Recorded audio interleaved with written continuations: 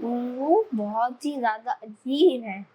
जैसे बहुत झूठ बहुत बोलते हैं। ये वैसे 4 लेन में रोड बना देगा और तीनों गिन के बता देगा कि 100 मैंने 112 किलोमीटर बनाया है वो 100 है वो 28 किलोमीटर।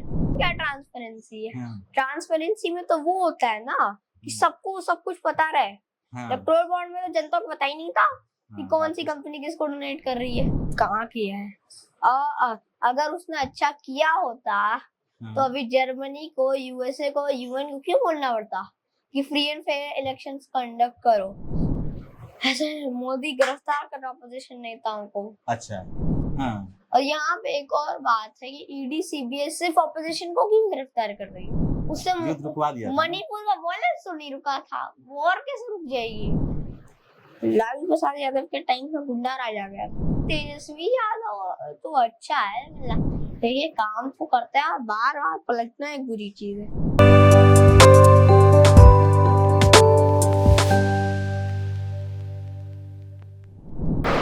ठीक है। क्या नाम है आपका बाबू? आहान। आहान, कहाँ घर हुआ आपका? दिल्ली। दिल्ली। अच्छा, पटना कैसे आना हुआ? नानी घर है पटना में। तो कल रात में हम लोग मिले थे। हाँ। तो हमको लगा कि आप बात कर रहे थे पॉलिटिक्स पे। हाँ। तो पॉलिटिक्स आपको पसंद है क्या? थोड़ी बहुत। लेकिन बात तो आप बहुत ज्यादा कर रहे थे पॉलिटिक्स पे, मोदी जी पे, इलेक्टोरल बॉन्ड्स पे जानकारी रखते हैं। तो ये बताइए कि प्रधानमंत्री हमारे कौन है? प्राइम मिनिस्टर हमारे नरेंद्र दामोदर दास मोदी। तो मोदी जी आपको कैसे प्राइम मिनिस्टर लगते हैं? वो बहुत ही ज्यादा अजीब है। जैसे बहुत झूठ बहुत बोलते हैं। जैसे कि अगर कोई चीज है, जैसे उन्होंने किया ट्रेन है, तो उन्होंने किया पहले अगर कोई मान लो कोई ट्रेन थी ए, तो वो चलती थी 7 बजे, पहुंच जा रही थी 10 बजे। इसे 3 घंटे का सफर था। पटना से हावड़ा में और कलकत्ता में 3-4 घंटे का सफर होगा। नहीं, तो सुबह चलेगी तो 5-6 घंटे लग जाते। 5-6 घंटे। तो उसने क्या किया है कि टाइम कर दे 7 बजे, लेकिन ट्रेन में टाइम लिखा होगा कि इसको पहुंचना है 3 बजे। तो मतलब उन्होंने किया क्या है, 8 घंटा टाइम कर दिया है और ट्रेन पहुंच जाती है 6 घंटे में। तो उसमें लोगों को लगता है कि जल्दी पहुंच गई ट्रेन। अच्छा। ऐसा है ही नहीं, ट्रेन तो लेट पहुंच रही है, उसने टाइम बढ़ा दिया है। अच्छा, आप सफर किए हैं क्या वो वंदे भारत ट्रेन में? नहीं। तो ये कैसे पता है आपको? ये मैंने खुद कंफर्मेटिक ऐप है, उससे टिकट कंफर्म होता है, उसमें खुद देखा। अच्छा, कंफर्मेटिक ऐप पे आपने देखा। जैसे जन शताब्दी एक्सप्रेस है, हावड़ा से पटना है, तो वो पटना जंग उसको राजेंद्र नगर चलना है, वो पटना जंक्शन पहुंचेगी 10 बजे, लेकिन वो लिख देगा कि ये राजेंद्र नगर को 11:30 पहुंचना है। वो 1.5 घंटे का सफर थोड़ी है, वो जल्दी पहुंच जाती है। पैसेंजर को लगता है कि मैं जल्दी पहुंच गया। अच्छा।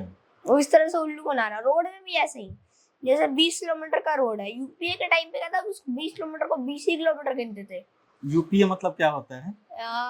एक यूपीए अंडरग्रेड पब्लिक अलायंस थी जो 2004 में बनी थी। इलेक्शन में जब रिजल्ट नहीं आया था, कांग्रेस लेफ्ट ने बनाई थी मिलके। अच्छा। और यहाँ पे वो लोग बनाते 28 किलोमीटर रोड, और ये लोग करते क्या है, ये बनाता है 32.60, लेकिन यहाँ झोल क्या है कि ये करता क्या है, यूपी 28 किलोमीटर एक रोड में आता था, तो उसको 28 किलोमीटर करता था। ये वैसे 4 लेन में रोड बना देगा और तीनों गिन के बता देगा कि 112 किलोमीटर बनाया है वो 28 किलोमीटर। उसको 112 किलोमीटर गिना दोगे। अच्छा, वो 4 लेन, 1 लेन को 4 लेन करके 4 लेन कर दो, दिया 112 किलोमीटर हो गया। अच्छा, और ये जानकारी आपको कहाँ से मिला? ये भी अभी डेटा निकल के आ रहा है, सारा डेटा निकल के आ रहा है। तो अभी आप बात कर रहे थे ना लेफ्ट के बारे में, ये लेफ्ट क्या होता है? ये लेफ्ट देखो, राइट और लेफ्ट विंग है। जो लेफ्ट विंग के लोग हैं, जैसे कम्युनिस्ट, सीपीआई, सीपीआईएम, सीपीआईएमएल, ये लोग कम्युनिज्म की विचारधारा पे चलते हैं। अच्छा राइट वाले लोग जो कैपिटलिस्ट होते हैं थोड़े, अच्छा कैपिटलिज्म की विचारधारा पे थोड़ा ज्यादा चलते हैं। ठीक है। तो ये लेफ्ट और राइट में कैपिटलिज्म और क्या बोल रहे थे आप? Left communism. कम्युनिज्म। तो लेफ्ट कम्युनिज्म और कैपिटलिज्म के बारे में आपको जानकारी है? क्या जानकारी है आपको? कैपिटलिज्म कहता है मतलब कि क्या? प्राइवेट सेक्टर को बढ़ा दो। अच्छा बोलते हैं हॉस्पिटल्स प्राइवेट कर दो, बोलता है रेस्टोरेंट्स प्राइवेट कर दो, हर चीज प्राइवेट, मतलब मेजॉरिटी चीजें प्राइवेट करो ताकि जॉब ज्यादा जनरेट हो पाए, क्योंकि प्राइवेट कंपनी को ज्यादा जॉब लगती है। अच्छा। और कम्युनिज्म ये कहता है कि हर चीज गवर्नमेंट की ओनिंग होनी चाहिए ताकि उससे जनता का भला हो सके, क्योंकि ये कहीं ना कहीं प्राइवेट कंपनीज प्रॉफिट कमाने पे रहती है। अच्छा। सरकार को कोई प्रॉफिट नहीं कमाना। अच्छा, ये बात, ये मेन डिफरेंस है दोनों में। ये मेन डिफरेंस है लेफ्ट और राइट में। अच्छा, तो आपको कौन सा पसंद आता है? मैं सेंटर हूँ। आपका सेंटर पसंद आता है। सेंटर में कौन सी पार्टी है यहाँ पे? अभी तक मुझे नहीं पता चला है। अभी तक नहीं पता चला है। तो कांग्रेस को तो ऐसे कहते हैं सेंट्रिस्ट। देखिए कांग्रेस का क्या है ना कि जो इलेक्शन लड़ेगा लेफ्ट के साथ जाएगा। अच्छा, ये लेफ्ट की मदद से लड़ते हैं। लेफ्ट को किसी जीत जाता है, वो भी जीत जाता है। लेकिन पावर में आने के बाद वो राइट में चला जाता है। कैसे? ये 2004 में यूपी आया था लेफ्ट की मदद से। ठीक है। लेकिन लेफ्ट के हिसाब से फिर भी पूंजीपतियों को बड़े बड़े प्राइवेट सेक्टर्स को प्राइवेट किया गया था। तो ये भी तो, और कम्युनिज्म और अगर लेफ्ट वालों की बात मानी जाती तो उतने दर पे तो नहीं होता, थोड़ा कम ही होता। अच्छा, लेकिन यूपीए के समय में, लेफ्ट के समय में तो राइट टू एजुकेशन लाया गया, मनरेगा लाया गया, ये तो सारे प्रो पीपुल एजेंडा था। ये आरटीई आया, राइट टू एजुकेशन आया, राइट टू इंफॉर्मेशन आया, जो है मनरेगा आया, हाँ बहुत सारे और भी जो है प्रो पीपुल और जो लेफ्ट के एजेंडे में होते थे वो भी तो आए हैं। कहाँ से राइट हो गया, ये कौन बताया आपको?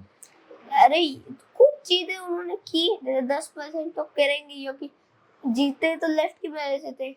अच्छा, बात लेफ्ट ने की थी ना, थोड़ा सा उनकी बात मानी, लेकिन मेजॉरिटी ऑफ द काम उन्होंने राइट हो गए किया है। अच्छा, क्या मतलब लेफ्ट का इतना कर दिया तो राइट का क्या किया उस वक्त? उस सरकार में कुछ याद है आप? जन्म कब हुआ है आपका? 2012।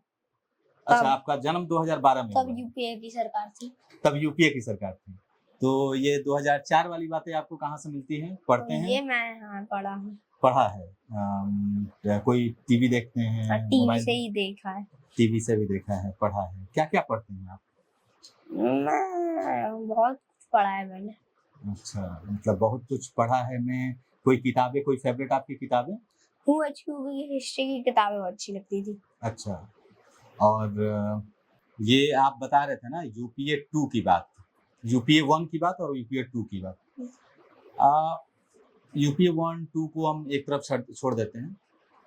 आप हमको ये बताइए कि अभी जो सबसे बर्निंग टॉपिक अभी देश में है ना, इलेक्टोरल बॉन्ड, क्या लगता है आपको? इलेक्टोरल बॉन्ड पे क्या आपको पता है? इलेक्टोरल बॉन्ड जैसे था, एक स्कीम आई थी 2018 में, जिसका मतलब था कि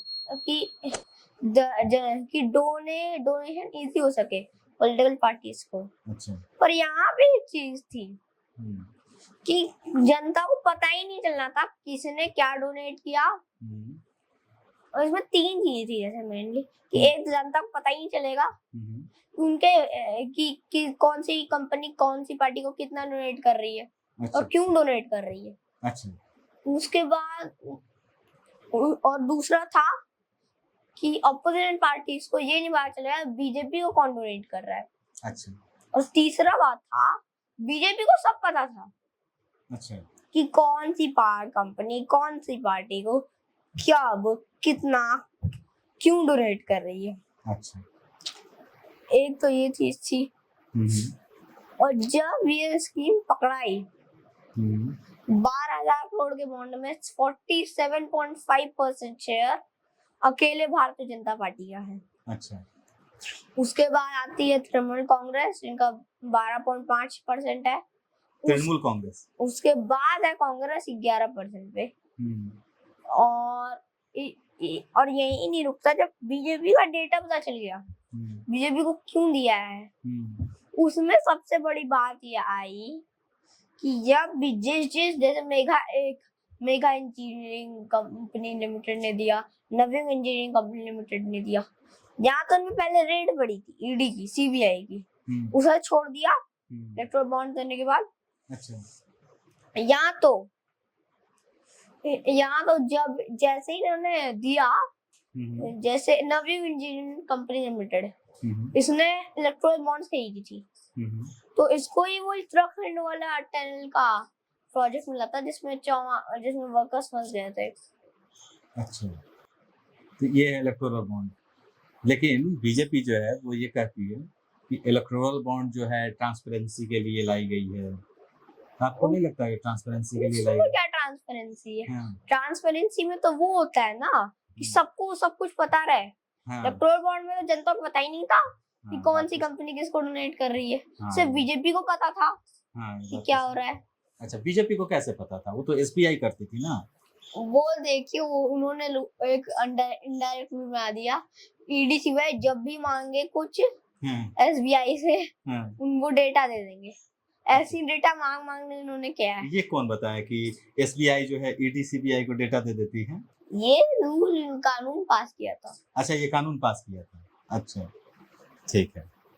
अच्छा, मोदी जी जो है आज जमुई में थे, वो बोले कि डेवलपमेंट ना हम करेंगे।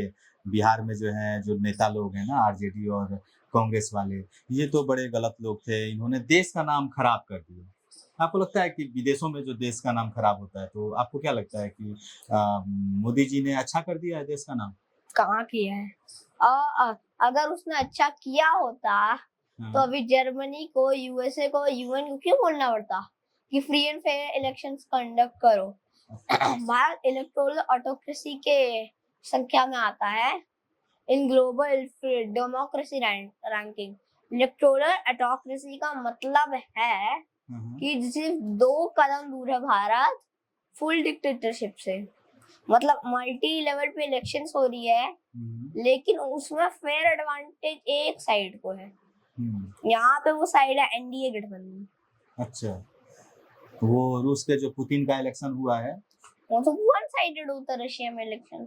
अच्छा, वो वन साइडेड है। वो हमेशा, कभी इस बार भी इलेक्शन के पहले उसको मार दिया नवलिनी को, तो उसको मिली गई 88.5% वोट। अच्छा, तो इंडिया में जो है मोदी जी डिक्टेटरशिप की ओर बढ़ रहे हैं? नहीं, पूरी तरह से तो नहीं। हाँ, पर वो कोशिश कर रहे हैं, जैसे अपोजिशन नेताओं को तुरंत गिरफ्तार किया जा रहा है। अच्छा। यहाँ पे सिर्फ मोदी की गलती नहीं है, भाजपा वालों की गलती है। अच्छा, तो मोदी भी तो भाजपा के ही है ना? लेकिन भाजपा और भी तो लोग होंगे। अच्छा, उनकी गलती है? क्या गलती है उनकी? गलती ये है कि जब कोई गलत कर रहा है, आपने अपने मैनिफेस्टो में लिखा था कि हम गलत नहीं होने देंगे। अच्छा, क्या गलत नहीं होने देंगे? बोला देश में भाजपा ने। तो उसमें अगर कोई आदमी आपको गलत कर रहा है तो उसे आपको बोलना चाहिए ना। कौन गलत कर रहा है और क्या गलत कर रहा है, कैसे? ऐसे मोदी गिरफ्तार कर रहा अपोजिशन नेताओं को। अच्छा, ताकि वही जीते। लेकिन मोदी जी थोड़ी गिरफ्तार कर रहे हैं, वो तो ईडी और सीबीआई कर रही है। केस तो वही कर रहा है ना। और यहाँ पे एक और बात है कि ईडी सीबीआई सिर्फ ऑपोजिशन को क्यों गिरफ्तार कर रही है? अच्छा, सिर्फ ऑपोजिशन को क्यों? कोई सेंटर में स्कैम क्यों? कोई इलेक्टोरल बॉन्ड्स हुए, इलेक्टोरल बॉन्ड्स के बाद कोई रेड क्यों नहीं पड़ी? इलेक्टोरल बॉन्ड के बाद कोई रेड क्यों नहीं पड़ी? हाँ, ये सवाल तो है, ये तो बड़ा पॉइंट का सवाल है। अगर यही चीज कांग्रेस के टाइम में होती, बीजेपी भी चिल्ला रही होती कि रेड मारो, रेड मारो। हाँ, अच्छा, तो पॉइंट वाली बात है। अच्छा, ये बताइए कि इलेक्टोरल बॉन्ड पे तो ठीक है, हम लोग बात कर रहे थे ना फॉरेन पॉलिसी की। फॉरेन पॉलिसी पे कुछ जानकारी है आपको? फॉरेन पॉलिसी जो है, मोदी जी की फॉरेन पॉलिसी कैसी है? उनकी फॉरेन पॉलिसी में है कि बहुत झूठ बोला है, भारत विश्व गुरु की तरफ पोर्ट्रे कर रहे हैं। लेकिन भारत विश्व गुरु नहीं है, ये बात को हमें एक्सेप्ट करना चाहिए। बन सकता है, हाँ, लेकिन ऐसा थोड़ी ना बनेगा। अगर अगर विश्व गुरु है, लेकिन कोई बड़ा न्यूज़पेपर गार्डियन और अमेरिका को कोई भी बड़ा न्यूज़पेपर क्या कभी हेडलाइन में भारत के बारे में छापता है? नहीं। और अब विश्व गुरु होते तो वो छापता। तो विश्व गुरु मतलब क्या होता है कि अखबार के फ्रंट पेज पे हमारा नाम छप जाए तो नहीं, भारत विश्व गुरु का मतलब ये है कि इन्फ्लुएंसर है भारत का। अच्छा मतलब क्या इन्फ्लुएंस है? अगर इन्फ्लुएंस तो है ना, रसिया यूक्रेन का वार हो रहा था तो वो मोदी जी ने झूठा, वो मोदी ने उससे युद्ध रुकवा दिया था ना। मणिपुर का वॉयलेंस तो नहीं रुका था, वॉर कैसे रुक जाएगी? हाँ। वो ministry of action and affairs ने खुद कह दिया था, ये सिर्फ बीजेपी आईटी सेल ने झूठ फैला दिया। हाँ। कि देखो, हाँ, कि देखो वॉर रुक गई, वो रुके पापा। हाँ वो एडवर्टाइजमेंट देखी थी आपने, वो एड हाँ बोला क्या बोल रही थी वो, एक लड़की बोल रही थी ना कि मोदी जी ने वॉर रुकवा दी पापा। तो 6 घंटे के लिए, उस 1 घंटे के लिए उसने मणिपुर का वॉयलेंस ही रोका था। मणिपुर गए भी नहीं। हाँ, बुला रहे थे लोग मणिपुर। तो मोदी जी की फॉरेन पॉलिसी पे और यूपीए की फॉरेन पॉलिसी कैसी थी? यूपीए जो था ना, वो मनमोहन ये नहीं बोलता था कि हम विश्व गुरु हैं, हम्म, मानता था कि भारत में गरीबी है, हम्म, मानता था और वो ठीक करने की कोशिश भी कर रहा था। अच्छा वो तो 14 में किसी तरह हार गया था बेचारा। बेचारा तो उतना भ्रष्टाचार का आरोप लगा। हाँ, तुम तो छोटे रहे। भ्रष्टाचार को आरोप तो मोदी पे भी लगा है। हाँ, उसका तो जवाब मनमोहन से कम जवाब तो देता था, हाँ, जवाब ही नहीं दे रहा है। आज तक अभी तक एक भी बार प्रधानमंत्री बनने का एक भी बार उन्होंने मीडिया से बात नहीं की है। नहीं, मीडिया से बात करते हुए बोला तो था अक्षय कुमार को, आम चूस के खाते हैं। वो सीएम के पद पे थे तब। नहीं, पीएम के पद पे लास्ट इलेक्शन में वो अक्षय कुमार जो एक्टर है वो तो ना, अपने स्पीच में बोला था ना। नहीं वो घर गए थे अक्षय कुमार ना इंटरव्यू लेने। देते हैं कुछ लेकिन लोगों को देते हैं। हाँ, प्रेस कॉन्फ्रेंस कॉन्फ्रेंस नहीं होती है जहाँ बहुत सारे प्रेस के लोग अपने लोग होते हैं तो उनके बीच में होती वो है। अपने लोग तो उससे वही सवाल पूछेंगे जिसका उसको जवाब पता होगा। अच्छा अब का मीडिया कैसा है कि ऑपोजिशन से सवाल करता है अच्छा कि ऐसा क्यों हो रहा है, उनको क्या पता नेहरू है? जी दोषी है। हाँ, तो उनको क्या पता है? और सेंटर में तो बीजेपी है, और सेंटर में बीजेपी तो सवाल उनसे पूछो। ऑपोजिशन वाले कहाँ? और जब बीजेपी ने आरोप लगाया कि इमरजेंसी में कि अगर मोदी डिक्टेटर तो इंदिरा गांधी भी डिक्टेटर थी, 1975 की इमरजेंसी के बारे में बोलने लगे। अच्छा हाँ, तो क्यों हम मानते हैं कि इंदिरा गांधी भी डिक्टेटर थी, लेकिन अच्छा हुआ था कि तब देश की जनता जाग गई थी। 1977 के इलेक्शन में बहुत बुरी तरह कांग्रेस को हराया भी था। तो फिर से देश की जनता को खड़ा होना है और इस बार देश को बचाना है। मोदी जी आज ना बिहार में थे तो ना अभी भाषण दे रहे थे तो हम सुन रहे थे।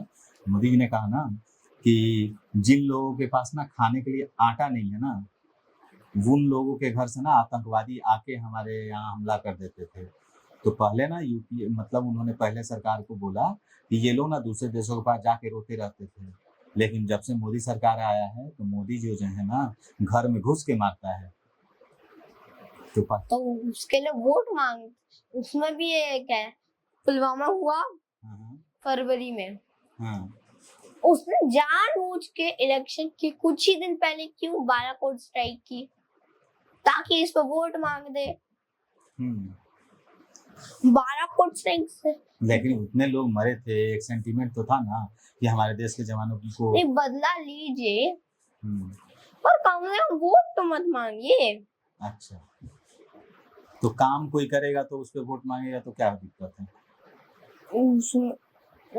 काम वो तो ड्यूटी है आपकी। हाँ। वो काम क्या है? जब आपके जवानों को मारेगा तो आप बदला तो लेंगे ही, वो तो आपकी ड्यूटी है। मोदी जी में कोई अच्छी चीज है क्या? नहीं, कुछ भी नहीं अच्छा लगता है। थोड़ा तो थोड़ा बहुत अच्छा है। जैसे क्या अच्छा है मोदी जी में? वो जो है वो जैसे एक चीज पे बहुत ध्यान दिया उन्होंने कि क्राइम थोड़ा कम करने की कोशिश की है और इंडिया की जीडीपी को भी बढ़ाया है। जीडीपी को कैसे बढ़ाया? तो जैसे 2 ट्रिलियन तो वो सब करते हैं, वो जैसे सब लोग थोड़ा थोड़ा काम करते ही हैं, बिना काम के कोई नहीं रह सकता। हाँ, तो मोदी जी भी थोड़ा सा काम किए हैं, जीडीपी ग्रोथ उन्होंने बढ़ाया है। लेकिन बीजेपी कांग्रेस कहती है कि अब तो डाउन हुई है। तो कांग्रेस को जीडीपी पर कैपिटा पे जाते ही नहीं है ना मोदी। अच्छा, जीडीपी पर कैपिटा तो बर्बाद हो गया। बताओ कि जब देखो इंडिया 5th डेवलपमेंट कंट्री है, डेवलपिंग कंट्री नेशन उसने 5th मोस्ट उसकी जीडीपी है।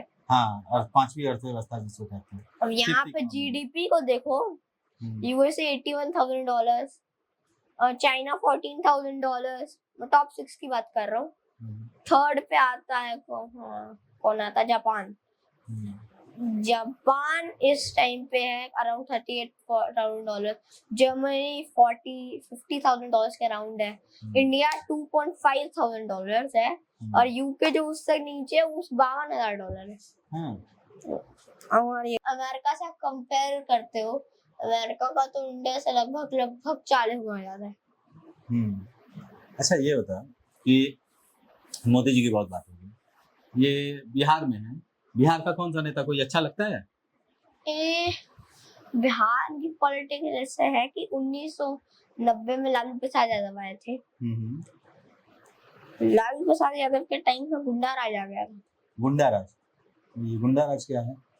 उसमें कहा जाता है कि अब मैं ये तो नहीं कह सकता सही था कि नहीं, लेकिन इतना कहा जा सकता है उस टाइम पे बैलेट बॉक्स उड़ाए जाते थे, गुंडे लोग किसी को भी मार देते थे, रंगबाजी होती थी। और ये लोग ये बयान में कहना मैं जाता कि इतने लोगों से मिलूं, सबने कहा। हाँ, जितने लोग से मिले हो सबने ये कहा है बात। ऑलमोस्ट। अच्छा, और लेकिन ना तेजस्वी यादव अभी डिप्टी सीएम थे, उनके बेटे लालू प्रसाद यादव थे, तो उन्होंने तो उनका वो बोलते हैं कि हमने 17 महीने में उतना काम किया है, रोजगार बहुत दिया। वो तेजस्वी यादव तो अच्छा है, लालू प्रसाद यादव उतने अच्छे नहीं थे, वो इफेक्टिव नहीं थे। अच्छा, लालू यादव इफेक्टिव नहीं थे। अच्छा, और कोई नेता? नीतीश कुमार के बारे में। अच्छा, नीतीश कुमार कैसे मुख्यमंत्री हैं? देखिए, काम तो करते हैं, बार बार पलटना एक बुरी चीज है। बार बार पलटना बुरी चीज है, जो कि देखिए अब बहुत से लोग कहते हैं कि उनकी मर्जी वो जो करें। लेकिन जब आप एक स्टेट के मुख्यमंत्री हो तो फिर 12 करोड़ लोगों की पॉपुलेशन का सवाल है। जब वो पलटते हैं बहुत कुछ हेरा फेरी हो जाती है, पॉलिटिकल टेंशन हो जाती है, और इसकी वजह से बिहार के लोग जो होते हैं वो निराश हो जाते हैं, उनका मोरल डाउन हो जाता है। अच्छा। कि हमारा राज्य तो बेकार है, यहाँ पे तो ऐसा सीएम ही है, उनका बहुत मजाक भी उठ चुका है। अच्छा, अगर आपको हमारा वीडियो पसंद आया हो तो बिहान इंडिया के चैनल को लाइक कीजिए, सब्सक्राइब कीजिए और अपने परिवार और अपने दोस्तों के साथ शेयर करना ना भूलें। साथ ही हमारा बेल आइकन भी जरूर दबाएं और हमारा चैनल ट्विटर, फेसबुक और यूट्यूब पे है, तो तीनों जगह अपना सपोर्ट जरूर दिखाएं।